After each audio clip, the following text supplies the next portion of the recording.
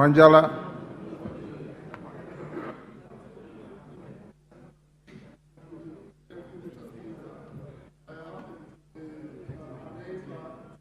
The late,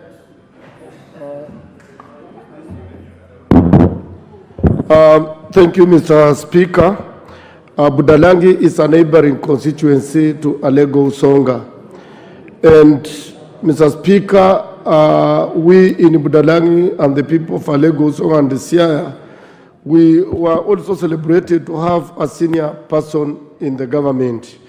Unfortunately, God loved him more than we loved him. But we wanted to be on record that in those areas, many of our gallant sons have died in mysterious ways. We lost Ouko, we have lost Ogolla, and we lost many others that died in such circumstances that cast us. Ruku.